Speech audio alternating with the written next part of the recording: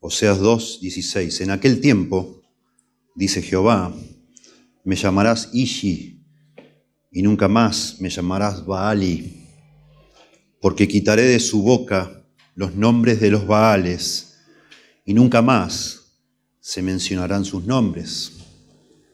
En aquel tiempo haré para ti pacto con las bestias del campo, con las aves del cielo y con las serpientes de la tierra, y quitaré de la tierra arco y espada y guerra, y te haré dormir segura. Y te desposaré conmigo para siempre. Te desposaré conmigo en justicia, juicio, benignidad y misericordia. Y te desposaré conmigo en fidelidad, y conocerás a Jehová. En aquel tiempo responderé, dice Jehová. Yo responderé a los cielos, y ellos responderán a la tierra. Y la tierra responderá al trigo, al vino y al aceite. Y ellos responderán a Jezreel. Y la sembraré para mí en la tierra, y tendré misericordia de Lo Ruhama. Y diré a Lo Ami, tú eres pueblo mío. Y él dirá, Dios mío. Hemos comenzado una serie de sermones en los profetas menores, en el libro de los 12. El primero de ellos es el libro de Oseas. Me pareció a mí muy apropiado. Creo que estamos en los últimos tiempos. Creo que no cabe duda de eso. Y que la principal señal de los últimos tiempos, más allá de lo que pase a nivel político, geográfico, militar, es la gran apostasía, dice la Biblia. Es el tiempo de la apostasía. Es decir, la iglesia identificada con el Señor va a apostatar de la fe, le va a dar la espalda al Señor, en su mayoría. Siempre va a haber un remanente, y es lo que creemos somos nosotros y procuraremos serlo siempre, el remanente escogido de Dios, que son como, digamos así, pequeños bolsillos de verdaderos creyentes que hay siempre, en todas partes. Pero no son la mayoría, no son la mayoría. Y yo decidí predicar de esto y pronto vamos a empezar a intercalar esto con el libro de Romanos, que también me gustaría, pero pensando que hay gente que nos escucha y no sabemos quiénes son. Nos escuchan de afuera. Y yo pensando también que muchos de ellos no van a ninguna iglesia, no están en una iglesia. Y se consuelan escuchando sermones, lo cual está bien, está muy bien, pero yo pienso que también quisiera que Dios nos use estas predicaciones y para nosotros también, ¿no? Son personas que están apartadas del Señor. Y yo quiero hablar de los que están apartados del Señor. Pero creen que están bien porque escuchan sermones. Pero están apartados del Señor. Y yo creo, lo más cercano a lo que es un apóstata es alguien que está apartado del Señor. Y esto me parece a mí que estos libros hablan muy fuerte a ese tipo de personas. Y entre nosotros hay personas que algún día se van a apartar del Señor. Y por eso es tan pertinente, ¿sí? Pero claro, empieza a haber una dificultad a medida que avanzamos. Que todo lo que dicen estos libros principalmente está destinado al pueblo de Israel. Y nosotros no somos el pueblo de Israel. Nosotros en esta iglesia no creemos que sea una forma correcta de interpretar la Biblia, fundir la identidad étnica de Israel como una nación con la iglesia en el Nuevo Testamento como pueblo de Dios. Cuando una persona hace eso, y muchos lo hacen, es una posición histórica, una forma histórica de interpretar la Biblia, es decir que, bueno, el pueblo de Dios en el Antiguo Testamento era Israel, el pueblo de Dios en el Nuevo Testamento es la iglesia, de manera que todas las promesas que se le hicieron alguna vez a Israel ahora se transforman en promesas para la iglesia y ya no se van a cumplir más para Israel, ya está, ya fue.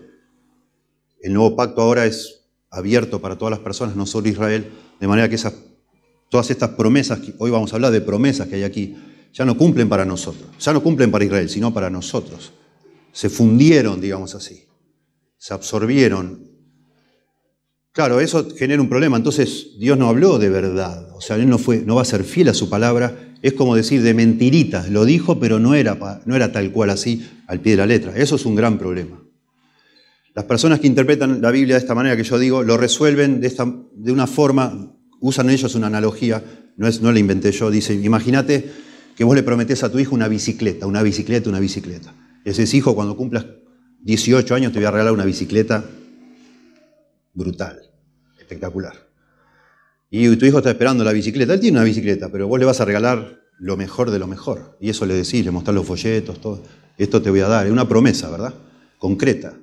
Y cuando llega a los 18 años, tenés en la puerta un Ferrari para él. Decís, mira, hijo, La bicicleta no, esto, te preparé esto, es mucho mejor. Suena lindo la analogía, pero de pronto el chico quería la bicicleta. Papá, vos me dijiste una bicicleta. Buenísimo el Ferrari, pero vos me venías prometiendo una bicicleta. Está bueno el Ferrari, pero yo quería la bicicleta. Así lo veo yo, por lo menos. Así lo vemos nosotros acá. Suena muy interesante, pero de nuevo arroja dudas sobre el carácter de Dios. Que Dios haya venido prometiendo tantas cosas al pueblo de Israel como nación en su tierra, proezas físicas concretas, un rey, un reino, en Sión, en Jerusalén, para todas las naciones, prosperidad, etcétera, en la tierra. Y dice, bueno, pero mirá, es mucho mejor ahora, todo es en el cielo, ya en la tierra no, mucho más lindo en el cielo. Nosotros creemos que no, lo que Dios prometió lo tiene que cumplir, lo va a cumplir. Y sí hay después promesas espirituales, celestiales, que se le ha hecho a la iglesia, y como vemos en el plan de Dios, cómo se va desarrollando, haciendo armonizar todos los profetas, los libros proféticos, con el libro de Apocalipsis, incluso con sermones que dio el Señor Jesús, Mateo 24, sobre lo que va a ser el futuro, claramente coexisten perfectamente un lugar donde Dios cumpla sus promesas terrenales al pueblo de Israel y en algún otro momento que cumpla esas promesas eternas, celestiales, a toda la iglesia y el pueblo de Israel, todos juntos, ¿sí? Esto es muy importante porque nos va a permitir apreciar estos libros, ¿sí? Es muy, muy importante. Miren, el tema del reino de Dios, los teólogos discuten hace años, y es muy linda esta discusión, ¿cuál es el tema central de toda la Biblia? ¿Cuál es el tema principal? Alguno dirá la salvación. Bueno, pero eso no está centrado en Dios, sino en nosotros, si fuera la salvación. Otros dicen la gloria de Dios, hermoso, puede ser. Muchos dicen es el reino de Dios. El tema que atraviesa toda la Biblia, el tema central, que está por encima de todos los demás temas, es el reino de Dios. Y es muy posible. Es un tema precioso, inmenso en toda la Biblia.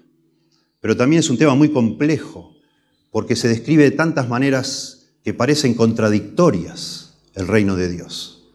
¿Sí? Ciertos pasajes lo presentan como algo que siempre ha existido, el reino de Dios. Por supuesto, Dios está reinando en este momento. Siempre estuvo reinando Dios. Nunca se le escapó ni una molécula fuera de su lugar. Él reina, siempre reina y va a reinar.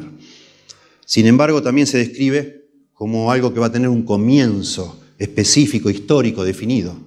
Daniel 2:44, por ejemplo. También se habla del reino de Dios como algo universal.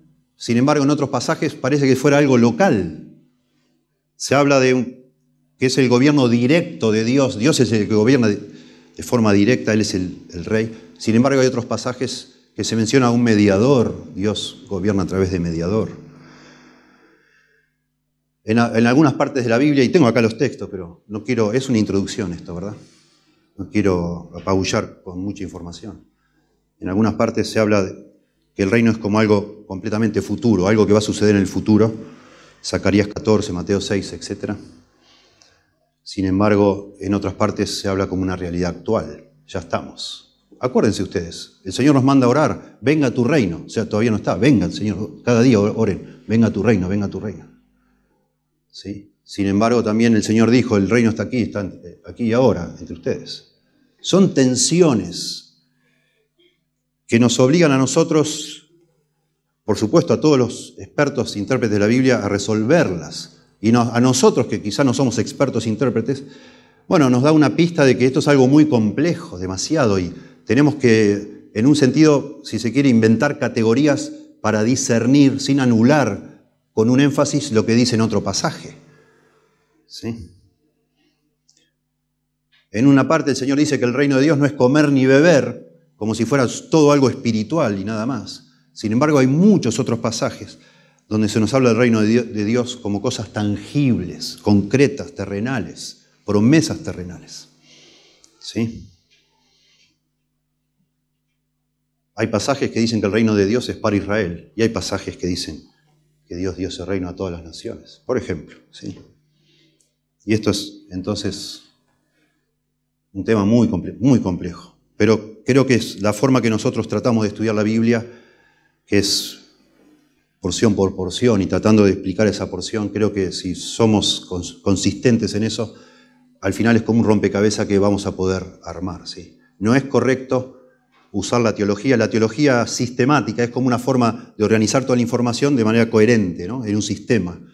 No debemos usar esa forma de organizar la información para darle sentido a la Biblia, trayendo ese sistema como unos lentes que nos ponemos para ver lo que dice la Biblia, sino que nosotros tratamos de entender cada pasaje en el contexto literario en el que fue producido, que fue escrito, y en algún momento del proceso, pero después que consideramos bien ese pasaje, tratamos, sí, ¿por qué no?, de ver antes de la teología sistemática, que es la teología bíblica, que es cómo este tema se usa en el resto de toda la Biblia, y entonces sí, traemos la teología sistemática con sus categorías, tratando de que esas categorías no anulen lo que vimos en cada pasaje particular, ¿sí? Es muy importante eso. Voy a hacer una introducción un poquito más larga, porque creo que nos ayuda ahora y todos los sermones que continúen, que vengan en esta serie. Hay un sistema de interpretación llamado, o una postura en cuanto a los eventos futuros, no es un sistema de interpretación, una postura ante los eventos futuros llamado amilenialismo. El amilenialismo, por supuesto, A es por negar el milenio, cree que el reino milenial prometido en Apocalipsis 20, que 6 veces dice en Apocalipsis 20 que ese reino de Jesús en esta tierra va a durar 1000 años. 6 veces dice 1000 años, 1000 años, 6 veces. El amilenialismo dice que el reino, no es que dice que no va a haber un reino, dice que ese reino está sucediendo en este momento. Cristo ya está reinando. Cuando ascendió al cielo, comenzó ya ese reino. Y de alguna manera está sucediendo. No quiero mal representar esta postura con el deseo de ser breve acá. No quiero... Miren, estos temas generan mucha polémica, se dividen iglesias, mucha discusión. La manera de abordarlo es siendo muy honesto de cómo uno habla de los que no creen como uno y no deformarlo todo. Pero bueno, yo quiero ser breve acá y vamos a ir haciendo lo posible para ir completando esta información.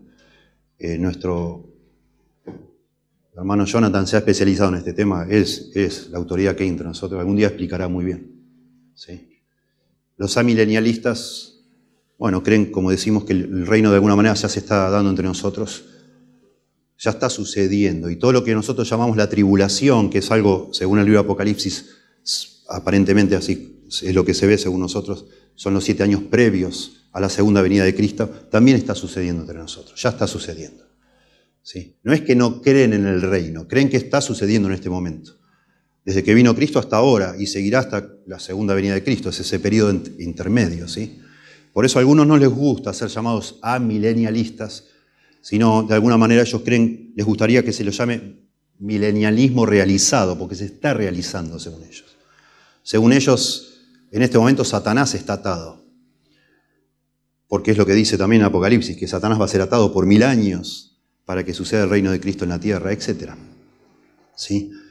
La gran presuposición detrás de esta interpretación es justamente que la iglesia se fundió con Israel. Entonces todas las promesas hechas para Israel ahora son de la iglesia.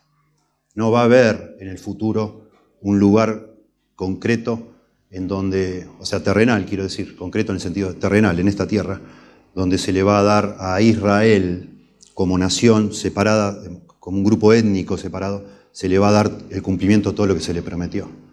Sino que la segunda venida de Cristo, al venir Cristo en su segunda venida, no inaugura un reino, sino que al venir Cristo en la segunda venida comienza la eternidad futura. ¿Sí? Eso es lo que ellos piensan.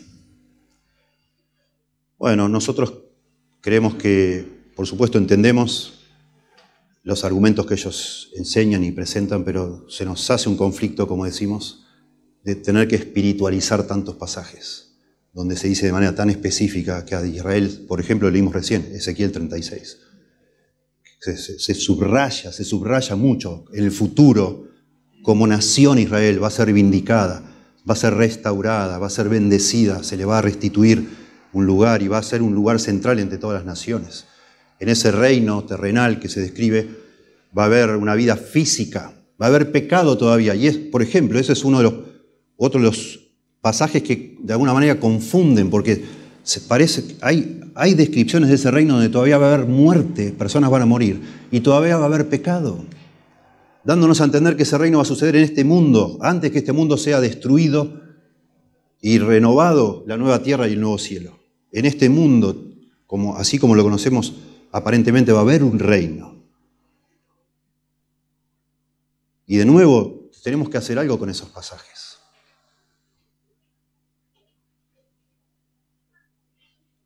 Bueno, nosotros creemos, nuestra posición, hablando, esto es teología sistemática, ¿no? Así como hay una posición amilenialista, nosotros somos reconocidos como premilenialistas. Pensamos que el Señor Jesús va a suceder un rapto antes de que comience una tribulación sobre esta tierra y después el Señor en su segunda venida va a inaugurar un reino, ¿sí?, terrenal. Y al terminar ese reino de 1000 años, entonces comenzará la eternidad futura con un cielo nuevo y una tierra nueva. Pero en ese reino se van a cumplir todas estas promesas hechas a Abraham y hechas a David, ¿sí? Y hablemos un poquito de los pactos y ya nos metemos en Oseas. En la Biblia se habla de muchos pactos, ¿sí?, de Dios con personas. Solo voy a mencionar los más sobresalientes, los que tienen que ver con los eventos futuros. Tenemos el llamado pacto abrámico que sucede en Génesis capítulo 12, después se ratifica y se agregan detalles en Génesis 15, Génesis 17, pero en Génesis 12 Dios le promete a Abraham que de él va a ser una gran nación, le va a dar una gran descendencia, y en él, en esa descendencia, van a ser benditas todas las naciones de la tierra. Es decir, el pacto abrámico promete una tierra, le va a dar una tierra. Acuérdense, Abraham estaba en Ur, actualmente Babilonia, actualmente Irak, ¿verdad? Fue Babilonia, después Irak. Estaba allí y le hizo salir Dios porque le iba a dar una tierra, y esa tierra es la tierra de Canaán, Palestina, y le iba a dar una nación, y iba a ser una nación muy numerosa, la nación de Israel. Y a través de esa nación iban a ser benditas todas las familias de la tierra. El Nuevo Testamento muestra que gran parte de esas promesas a Abraham se cumplen en Cristo, porque en la simiente singular, en tu simiente, no las simientes, en tu simiente, dice Pablo en Gálatas, diciendo que es una persona, son benditas todas las naciones de la tierra, y ese es Cristo, que es descendiente de Abraham. Por eso Mateo comienza hablando de Abraham, ¿sí?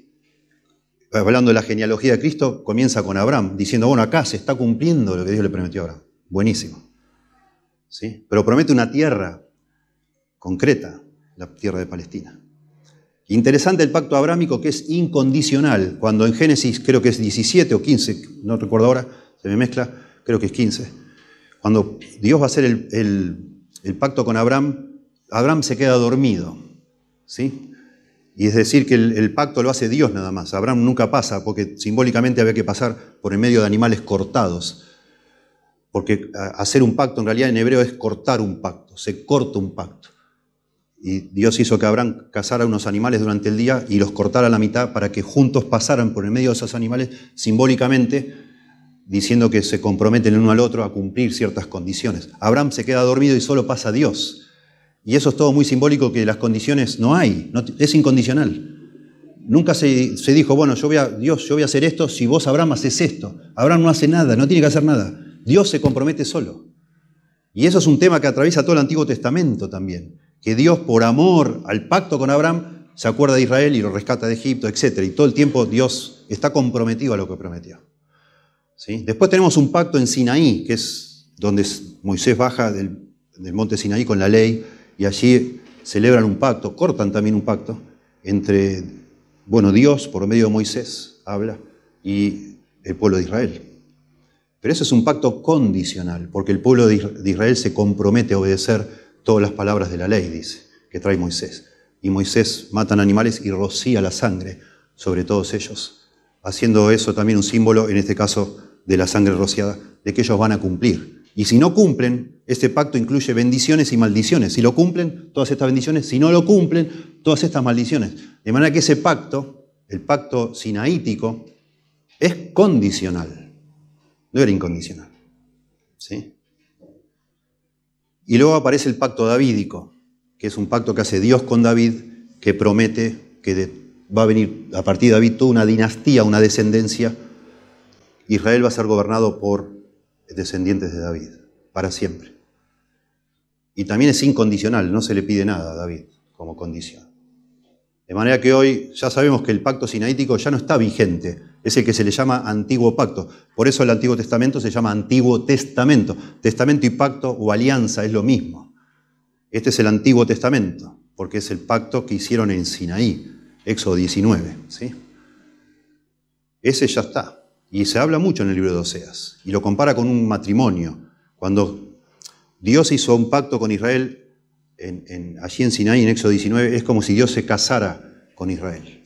Pero aquí en Oseas se está usando mucho la analogía del divorcio, porque por la infidelidad de Israel, como que ese pacto se está quebrantando. No, Dios no lo está quebrantando, Israel lo está quebrantando.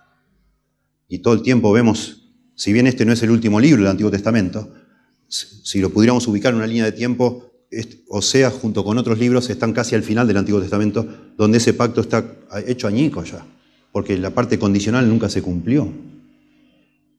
¿Sí? De manera que hoy siguen vigentes dos pactos, porque son incondicionales, que es el abrámico y el davídico, y vemos que no se han cumplido completamente. Dios no ha cumplido todo lo que prometió. ¿Sí? El antiguo pacto ya está, ese sí fue de alguna manera, digámoslo así, absorbido por el nuevo pacto en un sentido. ¿Sí? Por eso se llama nuevo y antiguo. 2 Corintios capítulo 3 habla de eso. Pero es muy interesante. Nosotros creemos que va a cumplir literalmente Dios, tanto el pacto abrámico como el davídico. Le va a dar una tierra a Israel. Va a ser una gran nación. Los va a traer de todos los rincones de la tierra. Acabamos de leer en Ezequiel 36. Los va a volver a reunir y va a ser de ellos el centro de un reino universal, donde va a haber otras naciones también, claro. Pero Israel principalmente va a ser bendecido con prosperidad y también con un reino, con un descendiente de David, que ese es Jesús también. Mateo también menciona a David en la genealogía. Él es el rey de los judíos. Claro que sí. Y él va a venir a reinar sobre esta tierra. ¿Sí? Ahora, piensen por un momento, ¿de qué sirve tener una tierra, tener una prosperidad tremenda, tener una nación innumerable, tener un rey, si las personas en ese reino no les interesa obedecer a Dios ni amar a Dios? Imagínense. Un desastre. Como toda la historia bíblica, va a continuar ese desastre. Y ahí es donde entra el nuevo pacto. El nuevo pacto promete un nuevo corazón. Y también es incondicional. Promete un nuevo corazón, un corazón que va voluntariamente a obedecer a Dios y amarlo a Dios. Y eso es parte de también de toda esta imagen futura de un reino donde todo el mundo, y estoy hablando del mundo en el sentido mundo, toda la creación, todas las naciones van a adorar a un solo Dios, de corazón. Eso es hermoso, imagínense. Bueno, vamos a estar nosotros. No estamos hablando de algo que no nos atañe, claro que sí. Ya sabemos que sí, porque somos ahora parte del pueblo de Dios. Vamos a estar. Vamos a ser partícipes de una forma que algún día se explicará mejor. Pero vamos a estar y vamos a ver eso. Toda una unidad que nunca se vio en la historia humana. Todos adorando un único Dios. El único Dios verdadero, que dice la Biblia. Bueno, vamos entonces a Oseas. Hemos leído una porción, parte del capítulo 2, el final del capítulo 2, que es hermosa. Hasta ahora casi todo lo que hemos leído son denuncias de la infidelidad de Israel para con Dios. Una cosa vergonzosa, inaudito, porque Dios les ha dado todo, los ha colmado de bendiciones, pero el pueblo de Israel ha decidido atribuir todas esas bendiciones a Baal, que es un dios falso, a un ídolo. Y creen que todas las cosas que les va bien a ellos no es por causa de Dios, Yahweh, Jehová, sino por causa de Baal, que es un dios falso, de los cananitas.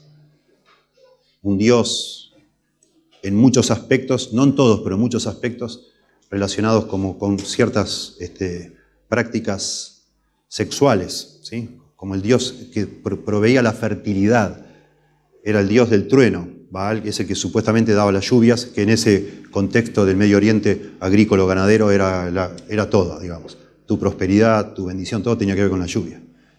Y entonces creían que todo lo que les iba bien era gracias a Baal, no a Dios. Pero Dios les había dado todo, ¿sí? Y entonces toda la analogía esta de la prostitución se usa acá. Como que el pueblo de Israel es como una prostituta, que se casó con Dios en Sinaí, pero ahora salió a buscar amantes, que son los ídolos, los dioses falsos. Y es una denuncia fuerte. Capítulo 2, todo el capítulo 2 hasta el versículo 15, usa la analogía como de una corte, de un juicio, ¿sí? De una demanda legal. Dios es el juez, Dios también es el fiscal que trae las acusaciones, es el juez que dicta sentencia y es el esposo engañado por esta mujer ligera que sale a buscar amantes. Y se nos describe en otras partes de manera increíble, porque se trata de que esto sea lo más chocante que podamos imaginarnos. Esta mujer no es que sale a buscar amantes, sino que les paga a sus amantes. Les paga. Aquí se usa de alguna manera esta analogía como que el vino, las cosechas, todo es el pago de los amantes hacia ella. En otros pasajes, para subrayar todavía más la maldad del pueblo de Israel, dice que ella sale no para buscar beneficios, solo porque es rebelde y no quiere conocer a Dios, no quiere rendirse ante Dios, y va y ella usa de todos los dones que Dios le dio a ella, la hermosura, el oro y todas las joyas que con la cual Dios la hermoseó a Israel. Ella va y usa eso para pagar a sus amantes, porque claro, con eso hacía las ofrendas a estos dioses falsos. Tremendo. Fuerte, todo fuerte. Pero ahora cambia. Verso 16 cambia, ya no hay un contexto de una corte, ya no se habla de Israel en términos en tercera persona, aquí en la gramática, sino empieza a hablar en primera persona, le empieza a hablar como una novia. ¿Sí? Ya nos había avisado en el verso 15, poquito antes, verso 14, pero he aquí, 2:14, he aquí que yo la atraeré a Israel y la llevaré al desierto y hablaré a su corazón. La palabra atraeré es la seduciré, como que Dios ahora la está rechazando como esposa a Israel, esta esposa infiel, pero algún día la va a llevar al desierto y la va a volver a seducir. Pero ahora empieza a hablar ya, y aquí hay dos detalles que sobresalen en todos estos versículos del 16 al 23. Todo se habla en primera persona, salvo una excepción, todo se habla de Israel como en primera persona, le habla directamente. Y después se subraya que es algo para el futuro lejano, en aquel tiempo, en aquel tiempo, en aquel tiempo. Noten, verso 16, en aquel tiempo. Verso 18, en aquel tiempo. ¿Sí? Verso 21, en aquel tiempo. Son cosas hacia el futuro. En este momento Dios la está rechazando a Israel. Lo está rechazando a Israel por su infidelidad, pero algún día la va a restaurar, la va a reconquistar, la va a seducir, la va a conquistar y se va a volver a casar con Israel. La va a desposar de nuevo. Y eso de nuevo, por eso toda esta introducción larga, pierde sentido si en realidad ya no corre más esto. Ya fue, olvídate, ahora es toda la iglesia esto. Se diluye mucho de lo que está diciendo acá. Entonces todo lo que vamos a hablar ahora tiene que ver con ese tiempo de restauración futura. Existe, va a haber en el futuro un tiempo de restauración para la nación de Israel en esta tierra, la que llamamos milenio. ¿Sí? Y aquí se nos describe, se nos dan 4 características que son preciosas y vamos a ver al final tienen que ver con nosotros también. Lo podemos aplicar a nuestra vida sin hacer un abuso de interpretación aquí. ¿Sí? En primer lugar, verso 16 se nos dice que ese tiempo de restauración del pueblo de Dios de Israel va a ser un tiempo de religión pura. De religión pura. Dios de alguna manera va a hacer que ya no haya ningún otro Dios falso. Todos adoren a Él como el único Dios verdadero. Todos. Dice acá, verso 16, en aquel tiempo, dice Jehová, me llamarás Ishi y nunca más me llamarás Baali. Bueno, en aquel tiempo de nuevo es una fórmula, se usa mucho en los libros proféticos para un día futuro. En otros libros proféticos va a hablar del día del Señor, que es un día de destrucción, pero también de bendición al remanente escogido. En aquel tiempo, dice Jehová, esto no es, de nuevo, se subraya mucho, 2 veces aquí, dice Jehová. Esto es palabra de Dios.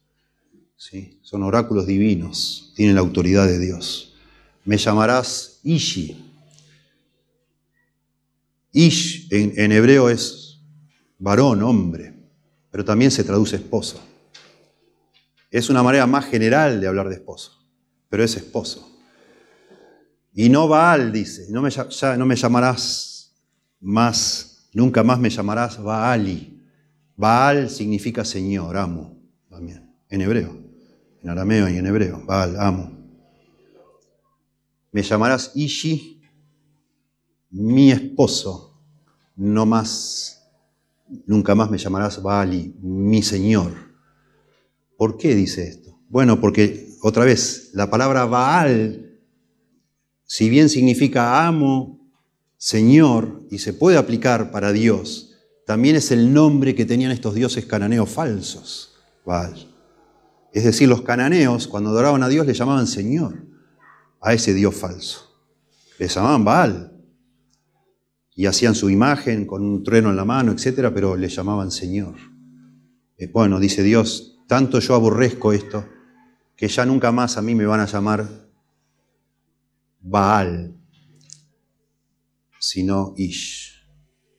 ¿Sí? También se puede traducir esposo, Baal. De alguna manera es más acertado traducir Baal como esposo que Ish, pero Dios dice, ya nunca más se va a escuchar el nombre Baal, nunca más. Interesante porque da lugar, este uso del nombre Baal en hebreo da lugar a lo que fue, lo que se denuncia antes, que es toda esta mezcla que hicieron ellos del culto a Baal con el culto a Jehová. ¿Sí? Toda esta mezcla se llama sincretismo eso. Adoraban a Dios mientras adoraban a Baal. Y en la misma ceremonia de pronto adoraban a los dos. Cosa abominable para Dios, ni hablar. Porque Él es único. Es un Dios celoso. Primer gran mandamiento, ¿verdad? Bueno, ya no me usarán más esa palabra nunca más, dice Dios. Y está hablando de esa pureza religiosa que va a haber en este reino futuro. Nadie va a estar pensando en otro Dios. No solo no lo van a fabricar con sus manos, nadie va a estar pensando en eso.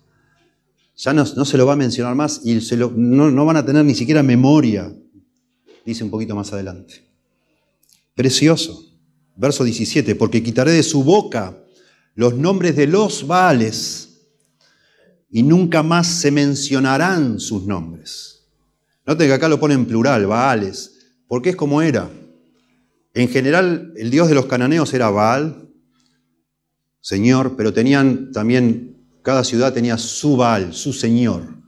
Entonces tenemos en el Antiguo Testamento, por ejemplo, en Números 25:3 se menciona a Baal Peor, que era el señor de Peor, una zona. En Judas 3:3 se habla de en Jueces 3:3 se habla de Baal Hermón, o sea, el señor de Hermón, del monte Hermón. ¿Sí? Y así, Baal Berit, señor del pacto.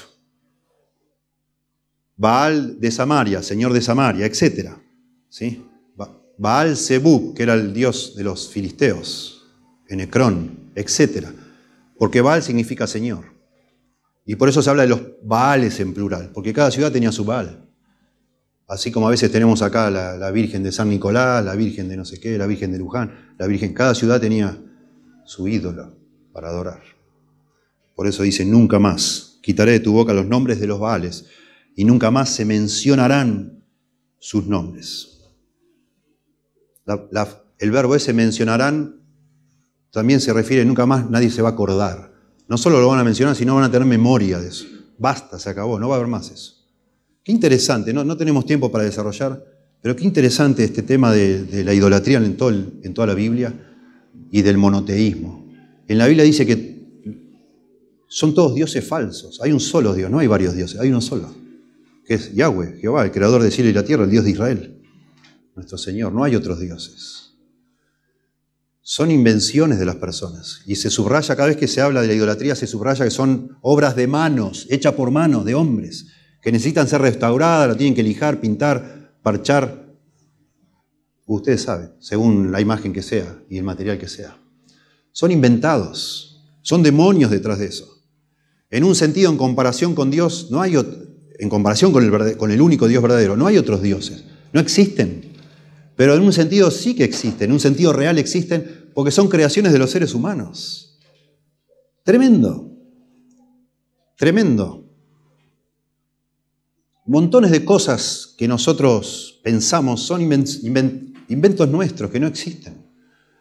Son cosas abstractas, creaciones abstractas. Ahora, en este momento, en nuestra cultura que vivimos, se nos va cada vez rodeando más de conceptos abstractos que no existen.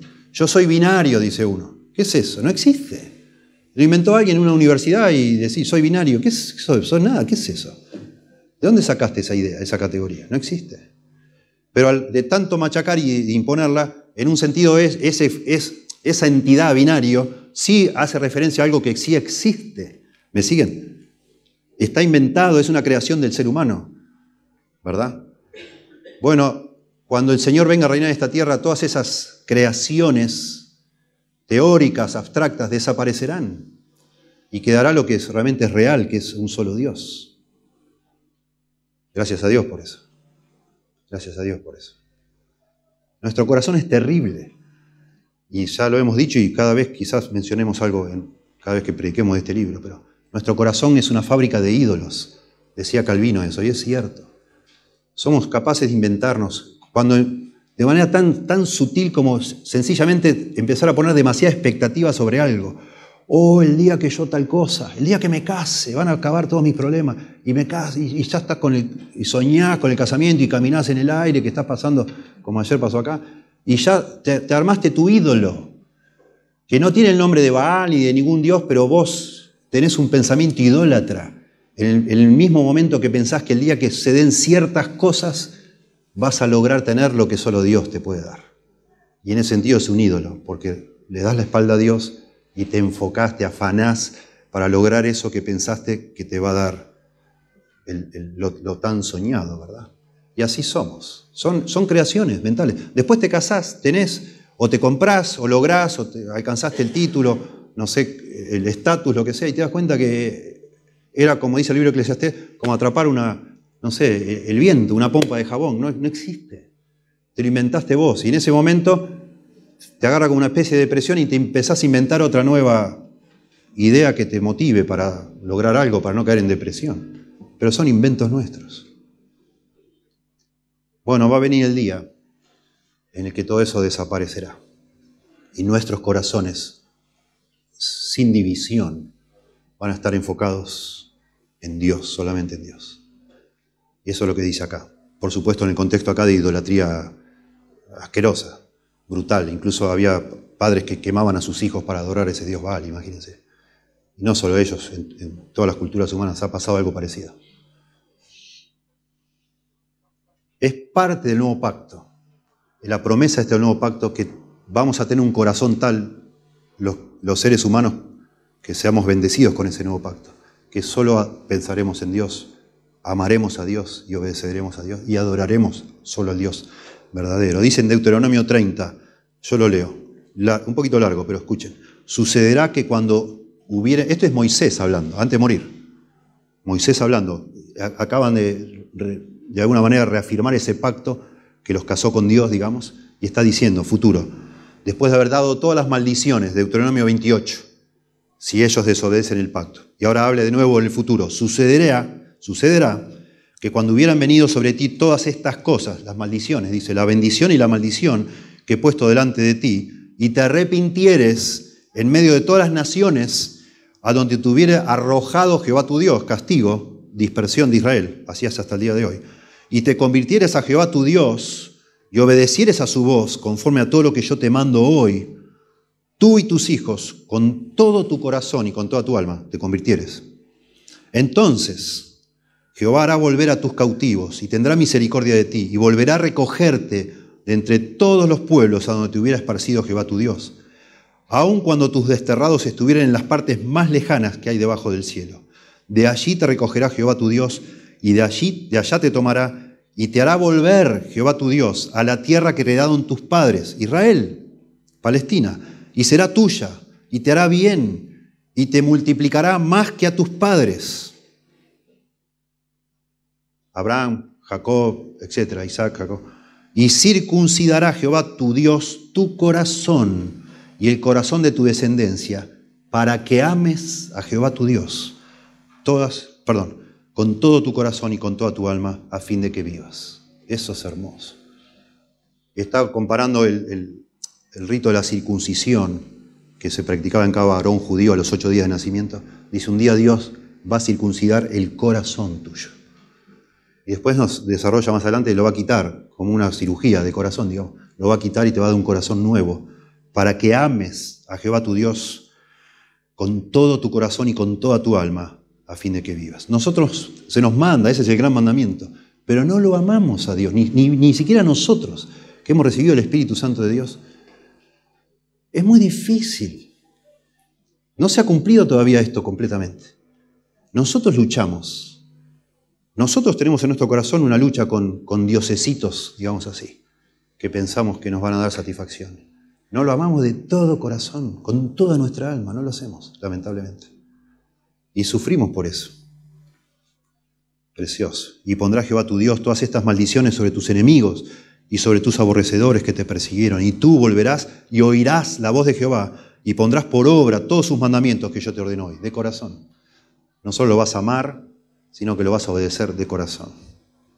Y Jeremías 31 habla del nuevo pacto de una manera también inconfundible para Israel, en el contexto de prácticamente casi la destrucción, cuando Nabucodonosor entra con su ejército babilonio y destruye Israel, Judá y Jerusalén, ¿no? He aquí, dice Jeremías 31:31, he aquí que vienen días, dice Jehová, en los cuales haré pacto con la casa de Israel y con la casa de Judá, no como el pacto que hice con sus padres el día que tomé su mano para sacarlos de la tierra de Egipto, antiguo pacto sinaítico, porque ellos invalidaron mi pacto, aunque fui yo un marido para ellos, dice Jehová.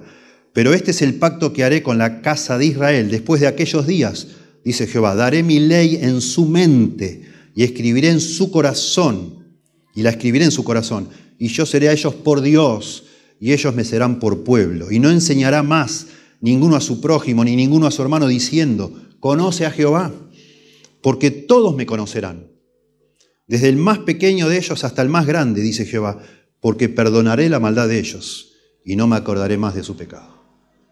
Tremendo. La ley, por supuesto, la ley de Dios es buena, es pura, es preciosa, pero fue insuficiente porque no le daba al pueblo de Israel la capacidad para obedecerla. Y ahora dice, bueno, van a tener la ley, pero la van a tener en su corazón, de manera que de corazón lo van a obedecer. Nadie te van a decir, cuidado, ¿qué estás haciendo? No, vos sabés, porque amás a Dios de manera tan pura, como decía Agustín, ama a Dios y haz lo que quieras. Va a llegar un día que amemos a Dios, los seres humanos, de manera tan pura, cuando Dios inaugure ese tiempo, en la consumación en ese reino, que no vamos a necesitar tener una ley escrita, no, porque por amor a Dios haremos lo que le agrada. ¿Sí? Sofonías 3:9 dice, en aquel tiempo, de nuevo aquel tiempo, devolveré yo a los pueblos, no solo Israel, los pueblos, pureza de labios, para que todos invoquen el nombre de Jehová. Una religión pura. Pureza de labios para que todos adoren a un solo Dios, solo Jehová, para que les sirvan de común consentimiento, todos los pueblos. Precioso. Precioso. Esa es la primera característica que se menciona acá en Oseas, de este tiempo de restauración del pueblo de Israel, de la nación, del pueblo de Dios. Va a ser un tiempo de pureza religiosa, un corazón no dividido. En segundo lugar, verso 18, esta restauración futura del pueblo de Dios será un tiempo de paz sin precedentes. ¿Sí? Será un tiempo de pureza religiosa o pureza espiritual, si querés, sin precedentes. Será un tiempo de paz sin precedentes. Verso 18 dice, en aquel tiempo haré para ti pacto con las bestias del campo, con las aves del cielo y con las serpientes de la tierra, y quitaré de la tierra arco y espada y guerra, y te haré dormir segura. Esto habla de paz, y lo divide en dos partes. Primero habla de la creación de los animales, y después de las guerras, de las personas. ¿Sí? Está hablando de los daños que causan los animales, cuando había hablado de las maldiciones antes, y también lo hace el libro de Deuteronomio y Levítico. Parte de las maldiciones de Dios para su pueblo desobediente era que sus cosechas fracasen. Sí, parte de eso lo logra, por supuesto, con las inclemencias del tiempo, con la sequía, con las tormentas, el granizo, y parte con los animales, las langostas, sí, los pájaros, yo qué sé, todo tipo de bestias salvajes. También la inseguridad, esta falta de paz, también lo hace con animales. Estamos hablando de otra época, y era peligroso. Lo leemos en la Biblia. Ibas caminando por una ruta, de repente te salió un león de la espesura ahí al costado del camino y chau. Así era. ¿Sí? Y entonces está diciendo Dios, y usa la palabra pacto, porque es muy interesante esto, porque el pacto, claro, es con Israel, siempre. Pero acá está diciendo que Dios de alguna manera va a hacer con su poder que los animales ya no sean un problema. ¿Sí? Haré pacto para ti, no contigo. Eso es aparte, ese pacto del recasamiento. Haré pacto con los animales, haré pacto para ti, para beneficiarte a ti, con las bestias del campo, con las aves del cielo y con las serpientes de la tierra. Interesante. Y además, segunda parte, quitaré de la tierra arco y espada y guerra y te haré dormir segura. No más guerra, no más conflicto, no más problemas terrenales, digámoslo así. Aquí no, el anterior era una promesa espiritual, un corazón no dividido, ahora es algo terrenal. Y menciona 3 clases de animales, es el mismo orden que se mencionan en Génesis. ¿Sí? Las bestias del campo, habla acá, las aves del cielo y con la serpiente de la tierra. No menciona los peces, porque está pensando en la tierra de Israel. ¿Sí? Los peces no son una amenaza, en el sentido otra vez de que, por lo menos no en la tierra de Israel, ellos no eran marineros, no tenían ese problema. Pero está mencionando las 3 categorías en el mismo orden que está en Génesis. Muy interesante, hablando de cómo eso va a generar prosperidad y paz también. Yo no pude evitar pensar en algo, aunque quizás no es lo que está mencionando aquí. Pero yo digo, las aves, bueno, las bestias del campo, digamos que no me hacen vivir seguro, ¿no? Yo no duermo seguro, sobre todo si viviera en aquella época sabiendo que me rodean bestias del campo. Yo no duermo seguro en una carpa sabiendo que está infestado de serpientes. Pero a mí no me preocupa que haya pájaros alrededor de mi carpa, no me interesa. Digo. Yo pensaba, ¿no? Digo, ¿qué amenaza pueden ser los pájaros al tema de la paz, ¿no? A la prosperidad en cuanto a las vendimias y todo? Pero qué interesante, porque me acordé y busqué en internet, enseguida encontré, hace muchos años, en esos programas que hay en los documentales de animales, preguntan cuáles son los animales más peligrosos del mundo, ¿no? Y bueno, van poniendo fotos de un tiburón, una serpiente, etc. Y qué interesante saber que los animales que más matan gente en el mundo, ustedes sabrán, 50 personas por año mueren por causa de un tiburón. 50 personas por año. Por un tiburón, ¿sí? 50.000 por año mueren picadas por serpientes. 50.000. Sin embargo, por año mueren 725.000 personas por causa de los mosquitos. Tremendo. Tremendo. A mí me hace pensar, ¿sí? No lo puedo desarrollar esto, tengo acá para desarrollarlo, pero no quiero. Pero ¿saben qué interesante que es? Que prácticamente no los pueden combatir, son incombatibles los mosquitos. O sea, no los van a eliminar nunca de la faz de la tierra, no lo van a eliminar. Interesante. Porque, de nuevo, pensando en esta categoría, acá es el concepto, parece el énfasis, es la paz, no la prosperidad de la tierra, que sí va a volver más adelante en esa promesa, sino la paz, que vas a dormir tranquilo, vas a vivir seguro, porque ya no va a haber amenazas de animales ni de personas. Bueno, lamentablemente en este ranking están primero los mosquitos y segundo están las personas. Tremendo. Es tremendo de pensarlo, ¿no? 725.000 personas mueren por año por los mosquitos, 475.000 mueren por año por otras personas.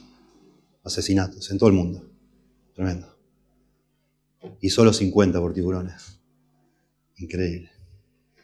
Bueno, esto es parte, en el antiguo cercano oriente, en todos los tratados, todos los pactos que había, que se ponían siempre bendiciones y maldiciones, en las maldiciones se mencionaban las bestias del campo, los animales que iban a venir a atacarte, a matar gente, y también a destruir tu prosperidad material, ¿sí? A comerte tus frutos, etc.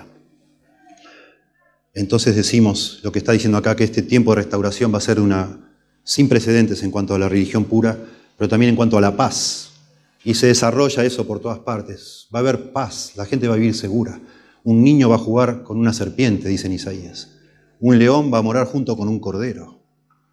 Pero noten ustedes el énfasis terrenal de todas estas cosas. No está hablando del cielo, de otro estado, sino en la tierra de Israel. ¿Sí? Versos 19 al 20. En tercer lugar, la restauración futura del pueblo de Dios será un tiempo de intimidad espiritual sin precedentes. Intimidad espiritual sin precedentes. Una experiencia de la presencia de Dios que nunca hemos conocido los seres humanos. Dice, y te desposaré conmigo, no tener énfasis de esta palabra desposar. Y te desposaré conmigo, está hablando Jehová, Dios. Te desposaré conmigo para siempre. Te desposaré conmigo en justicia, juicio, benignidad y misericordia. Y te desposaré conmigo en fidelidad. Y conocerás a Jehová. ¡Qué precioso!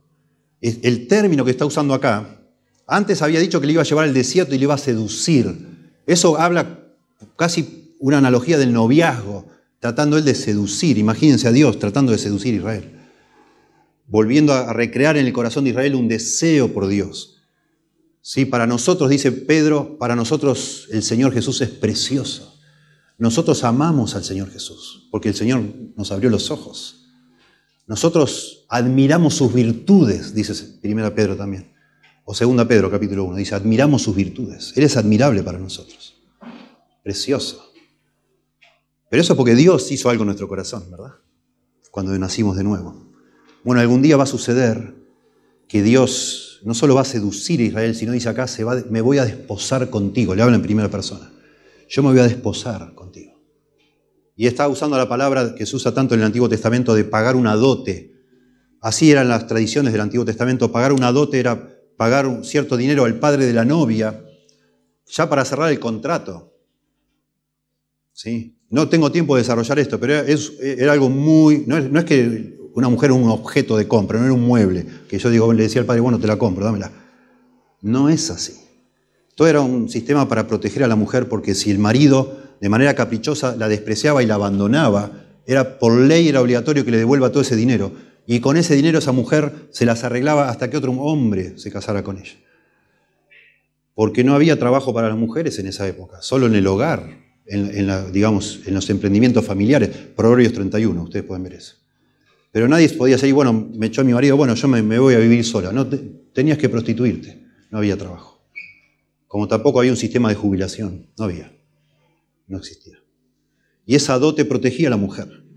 Pero cuando ya un hombre tomaba el paso final de decir, bueno, acá está, este es lo que vos me pediste, porque el suegro, digamos, el padre de la novia determinaba qué es lo que se daba por dote para su hija, ya lo único que faltaba era hacer la fiesta de la ceremonia de boda, y ya está, la ceremonia. Era un paso antes de casarte, eso es comprometerse. Pero era irreversible, salvo que se encontrara algo impuro, como un engaño, digamos, que la mujer no era virgen o algo por el estilo. Pero ya si se pagaba la dote, ya está. Es casi sinónimo de casarse. Y entonces dice, te desposaré conmigo para siempre. Como un segundo casamiento, ¿ven? Para siempre, dice acá, noten. Noten, acá hay 6 características de este desposorio. Te desposaré conmigo para siempre, permanencia. Esto no habla de algo infinito, eterno, sino de permanencia, ¿sí? Que va a durar en el tiempo. Te desposaré conmigo en justicia, juicio, benignidad y misericordia. La palabra benignidad viene de la palabra hebrea gesed, que sería mejor traducido lealtad. Lealtad. Y misericordia. Y te desposaré conmigo en fidelidad. Y conocerás a Jehová. Bueno, acá hay una ambigüedad que permite esto de desposarme puede ser que se refiera a las características que va a tener este matrimonio una vez que se consume. Va a tener permanencia, va a tener justicia, juicio, lealtad, misericordia y fidelidad. O puede ser que sea la dote que Dios da a esta mujer, que es Israel, para tenerla. Son estas virtudes, digamos, son las que Dios pone para tener a esta mujer. Es muy interesante ambas posibilidades. Interesante, ayer uno de las nenas de la procesión venía con un cartel, seguramente por pedido de los novios, que decía, nosotros amamos a Dios porque Él nos amó primero. Y eso dice 1 Juan, ¿verdad? Capítulo 4. Así es. Y qué interesante, pensar que estas 6 características fueran la dote que Dios da para esta novia, implica también que eso va a producir en la novia una reacción, una respuesta. ¿sí? Dios se acerca a esta mujer ofreciendo una relación permanente, y la mujer va a responder esto: Israel. Justicia, juicio, son virtudes de Dios, ¿sí? Lealtad, gesed, amor inquebrantable, gesed, y misericordia y fidelidad. Es una posibilidad. La otra es el resultado. Si lo pensás bien, ambas en definitiva convergen en lo mismo. Es el resultado de esta unión. Pero siempre, todo este pasaje, en todo este pasaje el centro es Dios, todo lo que hace Dios. Si ustedes subrayaran los verbos, Dios está completamente activo en todo lo que va a hacer. Promesas futuras lejanas, pero Dios es el que toma la iniciativa, el que hace todo. Y los resultados que se producen en el pueblo de Israel son una respuesta a la iniciativa de Dios, como es en nuestro caso. Cuando Dios nos buscó y nos llamó con un llamado irresistible y nos convirtió Él. Y Él produjo en nosotros ese deseo por las cosas de Dios. Y Él, actuando en nuestro corazón, es el que ha querido que nosotros dejemos cosas. Esta pareja de ayer, para mí, hermoso. Ellos estaban viviendo juntos hasta que conocen a Dios, mirando videos en internet. Conocen al Señor y dicen: no podemos seguir así, tenemos que casarnos, porque esto no agrada a Dios. Pero no estaban en ninguna iglesia. En una ciudad donde no se congregaban, y dijeron: no, esto no va más, vamos a hacer las cosas como Dios quiere. Eso lo hace Dios en nuestro corazón, es tremendo. Y hay un costo ahí, no es que es fácil. Yo total no tengo más ganas de estar como. ¿Cómo no? Se morían. Como todos nosotros, somos todos iguales. Obvio, pero hay algo que supera eso, hay un amor, como dice un libro de un puritano, hay un amor que echa fuera todos los demás amores, que es ese amor que Dios pone en nuestro corazón. ¿Sí? Precioso. Y de eso está hablando aquí, de un matrimonio nuevo donde Dios dé un corazón nuevo a esta novia. Y entonces la conclusión dice: y conocerás a Jehová. Y esto es para mí la expresión más hermosa de lo que es una intimidad, como estamos diciendo, una intimidad como nunca antes vista, ¿no? Conocimiento de Dios, un verdadero conocimiento de Dios. Precioso. Noten cómo traduce la Nueva Versión Internacional. Dice: yo te haré mi esposa para siempre y te daré como dote el derecho y la justicia, el amor y la compasión. Te daré como dote mi fidelidad y entonces conocerás al Señor. Precioso. Cuando leemos el Antiguo Testamento, sabemos, porque es el libro de Dios, ¿no? Se usan eufemismos, que son palabras más suavizadas, ¿no? Nosotros usamos eufemismos. Yo cuando estoy reunido en mi casa y me paro en la mesa, no digo qué voy a hacer. A veces digo: permiso, voy al baño, ya está, con eso alcanza. No tengo que explicar qué voy a hacer en el baño. No se hace, es un eufemismo. Ir al baño, ya está, es suficiente. En la Biblia se usa conocer a una persona, es el eufemismo para tener una relación íntima, sexual íntima. No la describe nunca. Y conoció a Adán a Eva y nació Caín. Conoció a Adán a Eva y nació fulano. Y es el término que más se usa de la relación más íntima. Es muy interesante esto. Conocer a alguien es tener una relación íntima con esa persona. Y acá no está hablando, si bien hay toda una connotación antes, habla de la prostitución y de la fornicación y el engaño, el adulterio. Acá no creo yo que tenga esa connotación sexual, porque ya es un término muy usado en todo el Antiguo Testamento de lo que es realmente tener una relación con Dios, encontrarse con Dios, ese encuentro que te transforma la vida. Es conocer a Dios, conocer a Dios. Pero sí habla, sacando la connotación sexual, por supuesto, sí habla de un conocimiento íntimo de Dios. En nuestro país la mayoría de la gente cree en Dios todavía, muchos ya no, pero no conocen a Dios de manera íntima. Creen que existe un Dios, creen como un ente, un concepto filosófico, algo así como medio nebuloso, una idea, pero no conocen a Dios. Nosotros no conocíamos a Dios hasta que un día nos convertimos en cristianos, ¿verdad? Escuchen lo que dice Jeremías, capítulo 2. Dice: ¿quién diese? Está hablando del pueblo de Israel, infiel. Escuchen. ¿Quién diese que en el desierto, quién me diese, dice Dios, en el desierto, un albergue de caminantes para que dejase allí a mi pueblo y de ellos me apartase. Tremendo. ¿Cómo me gustaría ir caminando con mi pueblo, y está la imagen del desierto, y encontrar un albergue y lo dejo ahí, lo dejo, ya me voy. No lo soporto más, dice Dios.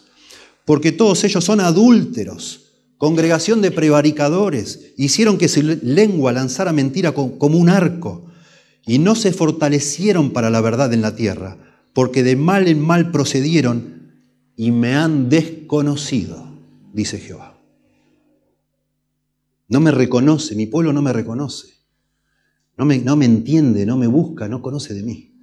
Guárdense, continúa Jeremías, capítulo 9, guárdese cada uno de su compañero, y en ningún hermano tenga confianza, porque todo hermano engaña con falacia, y todo compañero anda calumniando, y cada uno engaña a su compañero, y ninguno habla de verdad. Acostumbraron su lengua a hablar mentira, se ocupan de actuar perversamente. Su morada está en medio del engaño. Por muy engañadores, no quisieron conocerme, dice Jehová. Tremendo. A mí me hacen pensar estos pasajes. Acá habla de una decisión activa. No quisieron conocerme. El ser humano, dijo Jesús, ¿no? El que anda en tinieblas no se acerca a la luz para que sus obras no sean reprendidas. El ser humano no quiere conocer a Dios, no quiere acercarse a Dios porque es perverso. Somos prevaricadores, amamos lo malo que hacemos. Y entonces un poquito más adelante, y leí esto para tener un contexto, un poquito más adelante, en el mismo capítulo, verso 23, dice Jeremías, así dijo Jehová, no se alabe el sabio en su sabiduría, ni en su valentía se alabe el valiente, ni el rico se alabe en su riqueza, mas alabes en esto el que se hubiere de alabar, en conocerme y entenderme, que yo soy Jehová, que hago misericordia, juicio y justicia en la tierra, porque estas cosas quiero, dice Jehová. Lo que está diciendo Jeremías es que el tesoro más grande que puede tener una persona no es la sabiduría, no es el poder, no es la riqueza, es el conocimiento de Dios. Conocer a Dios es el tesoro más grande que podemos recibir nosotros, conocimiento de Dios. Precioso, porque es lo más precioso que existe. Dios, el creador de todas las cosas. Y este es un tema del conocimiento de Dios, por eso me animo a decir que no tiene nada que ver con una connotación sexual, que atraviesa todo el libro de Oseas. Y déjenme mostrarles. Ustedes están abiertos en el capítulo 2, pero si quieren síganme, que es fácil acá, estamos en Oseas. Noten el capítulo 4, verso 1 de Oseas. Oíd palabra de Jehová, hijos de Israel, porque Jehová contiende con los moradores de la tierra, porque no hay verdad, ni misericordia, ahí es Gesed, amor leal, ni conocimiento de Dios en la tierra, ni conocimiento de Dios en la tierra de Israel, nadie conoce a Dios. Capítulo 4, verso 6, mi pueblo fue destruido porque le faltó conocimiento. Por cuanto desechaste el conocimiento, decisión voluntaria, yo te echaré del sacerdocio. Está hablando de los sacerdotes no conocen a Dios, de Israel. Y porque olvidaste la ley de tu Dios, también yo me olvidaré de tus hijos. Capítulo 5, verso 4 de Oseas. No piensan en convertirse a su Dios, porque espíritu de fornicación está en medio de ellos y no conocen a Jehová. Tremendo. Por eso cuando leemos acá estas promesas futuras de la restauración de Israel en aquel tiempo, es precioso que diga, me desposaré contigo, me desposaré contigo, me desposaré contigo y conocerás a Jehová. Me conocerás, vas a conocerme. Porque eso es precioso, intimidad perfecta. Y es hermoso cuando Jesús habla de la vida eterna. Ustedes saben cuando ahora Jesús en Juan 17, verso 3 dice, y esta es la vida eterna. Está hablando Jesús con su Padre, Dios el Padre.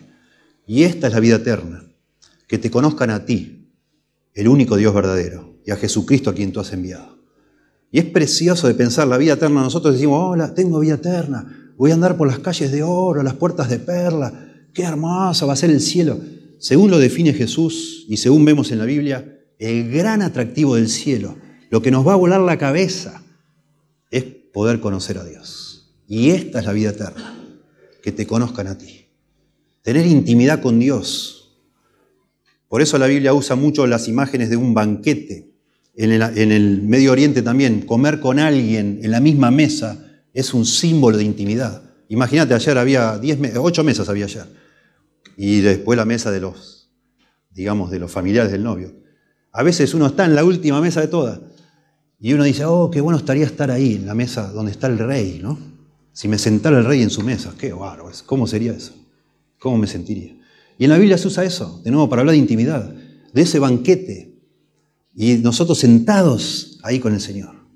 Intimidad, eso así será, ¿sí? Cuando dice, sobre poco has sido fiel, sobre mucho te pondré. Entra en el gozo de tu Señor, entra en la fiesta. Y después se habla otra vez de sentarse ahí, sentarte con el Señor. Intimidad. En la casa de mi Padre muchas moradas hay, Juan capítulo 14. Si así no fuera, yo lo hubiera dicho. En la casa de mi Padre muchas moradas hay. Y allí dice, yo voy para, cuando vuelva, los llevo con ustedes para que estén conmigo allí, en esas moradas. Intimidad con el Señor. Hablando de habitaciones que se agregan en la casa de Dios para vivir junto a Dios, en la misma propiedad. No allá en el fondo de la propiedad, sino todos ahí agregados para estar junto con el Señor. Qué hermoso es que nosotros los evangélicos, me gusta mucho a mí eso, cuando damos nuestro testimonio solemos decir, yo conocí al Señor el 1 de julio de 1984. Está muy bien dicho. Yo conocí al Señor 1 de julio de 1984. Ese día yo, por la gracia y misericordia de Dios, me arrepentí de mis pecados y pude, con los ojos de la fe que Dios activó, digamos, pude ver que Cristo había muerto por mí en la cruz, que ese era el sacrificio perfecto, que esa muerte, esa sangre derramada era suficiente para cubrir todos mis pecados y perdonarme. Y ese día conocí al Señor. Y sigo conociendo al Señor. Y seguiré conociendo al Señor. Y vamos a estar una eternidad y nunca vamos a cansarnos de conocer a Dios. Porque es insondable, es imposible de conocer absolutamente todo de Dios. Y eso nos va a tener sumamente interesados en toda la... Nunca nos vamos a aburrir en la eternidad. Porque Dios, conocer a Dios es la actividad más emocionante, más cautivante que un ser humano puede, a la que un ser humano puede dedicarse, ¿sí? Apasionante. Salió esta semana una noticia de un hombre que estuvo 3 años escondido para fotografiar un tigre. 3 años camuflado el hombre para poder fotografiar un tigre. Lo felicito, muy lindo, ¿no? Está bien. Y hay gente apasionada por cosas que hace y gracias a Dios por ellos. Precioso. Pero lo más apasionante que puede cautivar la mente de un ser humano es Dios, porque así Dios nos creó, con esa sed de conocimiento. Eso que ha permitido que la humanidad crezca y desarrolle tantas cosas, esa inquietud, esa curiosidad insaciable que Dios nos ha dado, en distintas medidas cada uno, ¿no? Pero eso va a ser exacerbado cuando estemos con ese nuevo corazón, potenciado de una manera que... Imagínate vos lo que va a ser eso. No lo podemos ni imaginar, pero me gustaría, con las palabras que se me vienen ocurriendo, tratar de subrayarlo para que lo deseemos. No sé si alguna vez pensó en su propia vida, qué es lo que más gozo le da. Seguramente conocer algo, conocer cosas, viajar, conocer, experimentar, conocer nuevas comidas, conocer un idioma, aprender, saber, satisface mucho la sed de nuestro corazón. Pero eso es solo la punta una pizca de lo que va a ser el verdadero, esa capacidad que Dios se nos dio para conocerlo a Él, que es el creador de todas esas cosas que nos dan satisfacción y que nos asombran. Bueno, en este tiempo, esta restauración futura del pueblo de Dios, va a haber una pureza religiosa sin precedentes, una paz sin precedentes, una intimidad, podemos decir un conocimiento de Dios sin precedentes. Y finalmente, y acá de nuevo vuelve a promesas materiales, un tiempo de fertilidad, de prosperidad material sin precedentes. Y entonces dice, para terminar, verso 21 al 23, en aquel tiempo responderé, dice Jehová, yo responderé a los cielos, y ellos responderán a la tierra responderá al trigo, y al vino y al aceite, y ellos responderán a Jezreel. Bueno, muy linda, todo medio poético acá. Lo que está diciendo es que Dios, en el contexto anterior habla de responder. Yo ya expliqué la semana pasada que ese verbo responder también se podía traducir como cantar. Israel va a responder a Dios, pero ahora dice que Dios va a responder de alguna manera, va a cantar, va a responder. La connotación es que va a hacer lo que sea necesario. Dios va a responder, va a dar lo necesario. ¿Sí? Como que Dios toma nota de lo que Israel necesita y va a dar una respuesta. Responder es dar una respuesta. O sea, dar, satisfacer, suplir lo que es necesario. Y describe acá todo como el ciclo, digamos así, de cómo sucede la prosperidad, la fertilidad, de nuevo en un contexto agrícola, ¿no? Dice que Dios va a responder a los cielos, diciendo, va a hacer que los cielos hagan lo que tienen que hacer, que es llover. Y entonces ellos, los cielos, van a responder a la tierra, derramando, por supuesto, la lluvia, y la tierra va a hacer que se produzca trigo, vino y el aceite. Y ellos, dice acá, responderán a Jezreel. Yo ya expliqué, se había usado la palabra Jezreel antes, que era el lugar en el Israel del norte. Cuando escribe esto, Oseas todavía estaba en el momento de más prosperidad de Israel, o había ya terminado con el reino de Jeroboam II. Jezreel era la casa real de la dinastía de Jehú. El rey Jehú puso en Jezreel su morada. Y fue el tiempo de más prosperidad del reino del norte de Israel, y allí construyeron graneros por todos lados, y ahí almacenaban toda esa prosperidad, toda esa abundancia. Y lo que está diciendo acá, por eso dice, y ellos responderán a Jezreel. Todas las cosechas van a ir de nuevo ahí y van a llenar todos los graneros otra vez de ese lugar. Que justamente es lo que Israel le pedía a Baal. Y tremendo, porque empezó diciendo, ya me van a llamar Ishi, no Baali, porque ya basta de Baal, basta. Y al final le dice, y bueno, y les voy a dar lo que tanto ustedes desean, que es que les vaya bien, que todo prospere, que haya abundancia, que tengan guardado. Esa sensación que nos da de confort, de decir, bueno, acá tengo, si pasa algo, yo tengo acá, tengo unos graneros acá atrás. Estoy bárbaro. Dios lo va a hacer. Prosperidad económica, ¿sí? Fertilidad. Y entonces, verso 23, y la sembraré para mí en la tierra, y tendré misericordia de Lo Ruhama, y diré a Lo Ammi, tú eres mi pueblo mío, y él dirá, Dios mío. Bueno, aquí hay un juego de palabras que se nos escapa a nuestro idioma. Jezreel, la raíz de Jezreel es la misma raíz en hebreo de sembrar, ¿sí? Y entonces conecta, terminando el versículo 22 con el verso 23, hay un juego ahí de palabras que si supiéramos hebreo nos sonaría como un enganche ahí, ¿no? Y entonces lo que está diciendo él, Dios, de nuevo, que va a hacer que la tierra produzca. Él va a hacer que la tierra dé lo que tiene que dar. Y entonces remata también con algo que ya había dicho antes. Y tendré misericordia de Lo Ruhama. Lo Ruhama dice no compadecida significa. Es uno de los nombres de los hijos de Oseas. Es con su esposa Gomer, que es la prostituta. No compadecida. Y lo que está diciendo es tendré compasión de la no compadecida. Es lo que dice acá. Pero lo usa con el nombre de uno de estos niños. Y diré Lo Ammi, que significa no eres pueblo mío, tú eres pueblo mío. ¿Ven? Es como una restauración o una inversión de todas las maldiciones que había hecho antes. Y él dirá, Dios mío, al fin me va a reconocer, ¿sí? Esta restauración de nuevo de corazón. Bueno, precioso. Es muy importante. Meditaba yo en casa esta semana, digo, qué importante que nosotros pongamos atención a los pasajes proféticos de la Biblia. Todo tiene que ver con nosotros, claro que sí. Yo veo cristianos tremendamente apesadumbrados, angustiados con la situación del mundo, con el avance de la maldad, la inmoralidad, la corrupción política, las teorías conspirativas, todas estas cosas, y están como parece como hundidos en todos esos problemas reales y también percibidos. Y parece que uno se olvida de lo que nos espera, de lo que Dios ha decretado y que va a suceder y ha profetizado. Y nosotros necesitamos alimentar nuestro corazón con esperanza. Y necesitamos hacerlo con la palabra y olvidarnos ya de tantos conceptos derrotistas tremendos. Y no, que se van a derretir los polos y no sé qué. Bueno, ya, tranquilo. La Biblia nos explica cómo se va a acabar todo y qué es lo que va a hacer Dios. No deberíamos, si realmente conocemos al Señor y creemos en su palabra, estar tan distraídos con eso. Deberíamos alimentar nuestra alma pensando que esto ya pronto va a suceder. Qué precioso. Y si te pones a pensar en estas 4 descripciones y pensás exactamente lo opuesto de estas 4 descripciones, es lo que vivimos hoy.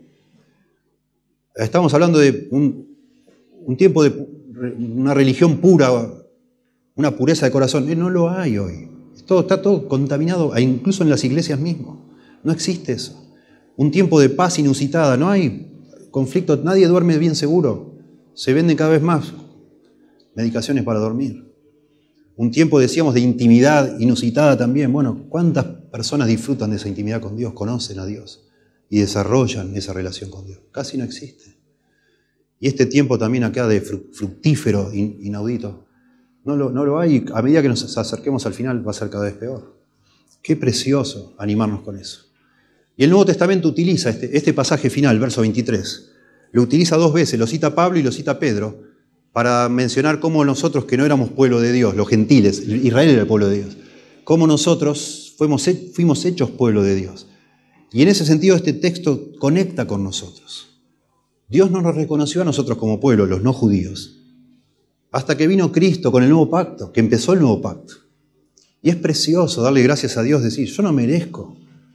Israel tampoco lo merecía, pero está puesto allí por Pedro y por Pablo, Romanos 9, versos 25 y 26, y 1 Pedro 2:10, para que glorifiquemos a Dios, de que Dios nos ha tenido misericordia de nosotros, nos ha incluido como para ser parte de su pueblo, y nosotros le podemos decir mi Dios, para poder conocer a Dios.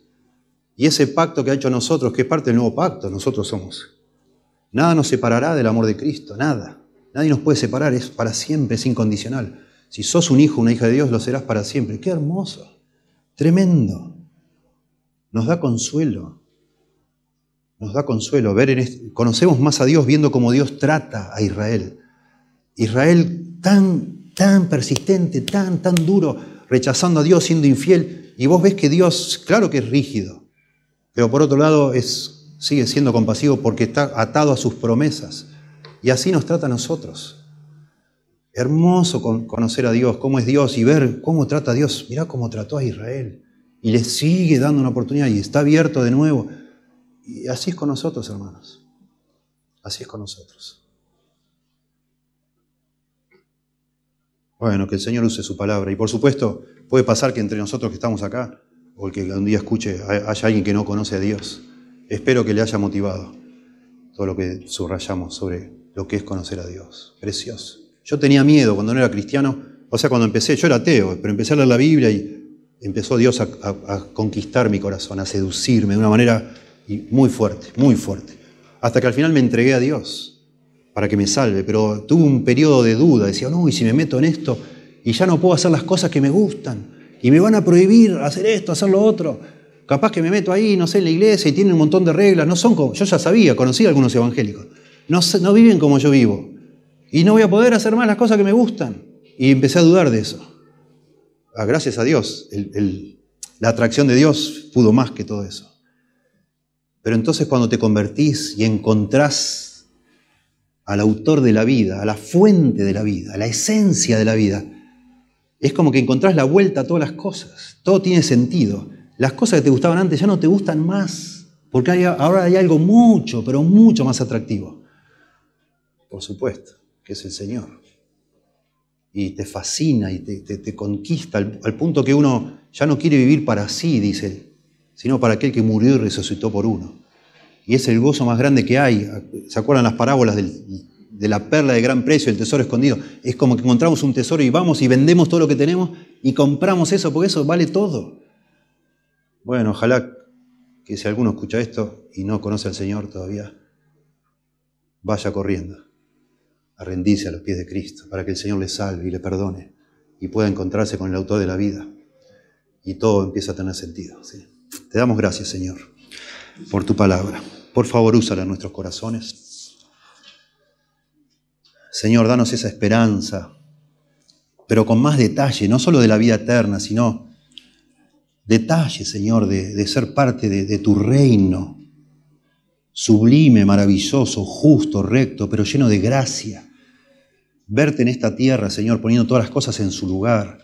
Que eso nos conmueva a tal punto que ya dejemos de prestar tanta atención a los partidos políticos, a fulano, a mengano, a las promesas falsas de certeza, de seguridad, de cambio.